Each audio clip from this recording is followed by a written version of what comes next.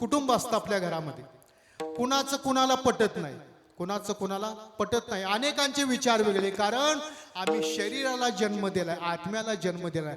अनेकांचे विचार वेगळे, म्हणजे मागल्या जन्मामध्ये या देहात असणाऱ्या आत्म्यावर मागील जन्माचे जे संस्कार आहेत ते संस्कार या जन्मामध्ये प्रगट होतात. एक म्हणाला, महाराज काय सांगता, माझं आणि माझ्या बायकोचं अजिबात पटत नाही, काय करावं? काय नाही, संसार हा ॲडजस्टमेंट आहे, परमार्थ करावा लागतो. संसार हा ॲडजस्टमेंट करून घ्यावा लागतो, एकमेकाचं ऐकून घ्यावं लागतं. मग काय करू? काय नाही, गेलास ना, बायकोची जरा स्तुती कर, पत्नीची स्तुती कर. त्यानं तेवढंच ध्यानात ठेवलं. संध्याकाळी आला, वेळेप्रमाणे पत्नीनं जेवणाचं ताट वाढून दिलं, भाजी आणि भाकरी थोडीशी खाली, आणि महाराजांची आठवण झाली. सहज बोलणे हितोपदेश करून सायास शिकविती. संत सहज बोलता तर जगाचा उद्धार होतो, आपण सहज बोलतो जगाचं वाटोळं लागतं. आणि मग थोडंसं खाली म्हणतो, कारभारनी काय आहे, स्वयंपाक केलास, न भूतो न भविष्यती, असा स्वयंपाकच कधी झाला नाही. तिनं ऐकून घेतलं, आतापर्यंत अशी स्वारी कधी म्हटलं नाही. असं लाटणं घेतलं, धुतला, म्हणले असा शेजारच्यातनं भाजी मागून आणली आणि आज स्वयंपाक चांगला झालं म्हणतो, म्हणून लाटण्यानं धुतलं, त्याला लाटण्यानं मारल्यावर मामाजीला फोन केला, सासरे बुवा काय असलं फळ दिलंय?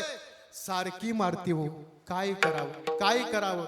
मामाजीचा तिकडून फोन आला, जावई बापू तुम्हाला जे फळ दिलंय त्याचं अख्खं झाड मी सांभाळलंय, घ्या सांभाळून. तसं संसार हा ॲडजस्टमेंट असतो.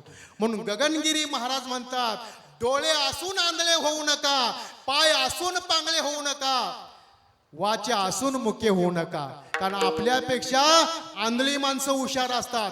आंधळ्या माणसाचा कधी ऑक्सिजन होतो का? बघा, होतो का? नाही. संगमनेरच्या एसटी स्टँडवर एक आंधळं बसलं होतं आणि काय म्हणत होतं, साहेबा आंधळ्याला रुपया. एका साहेबानं 50 पैसे टाकलं.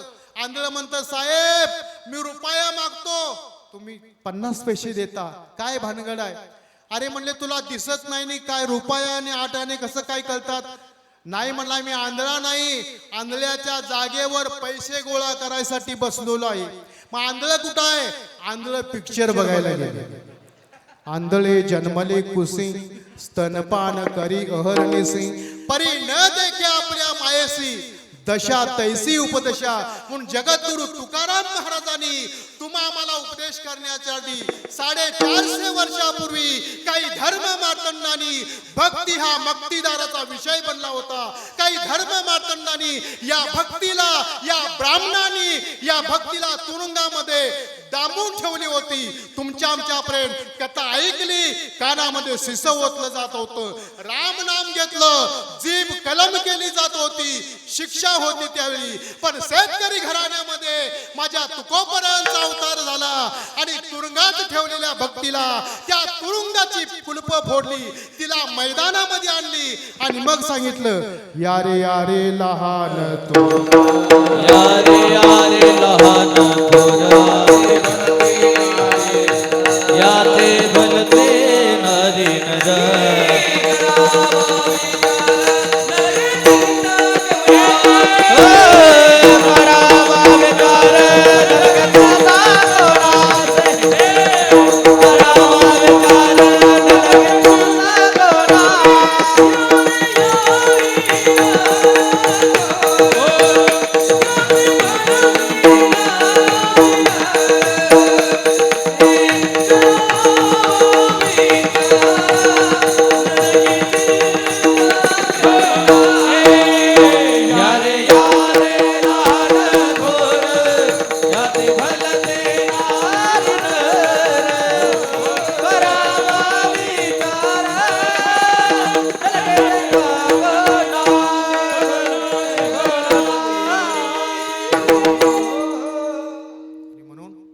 आपण संस्कार करायचे असतील तर संतांची संगत.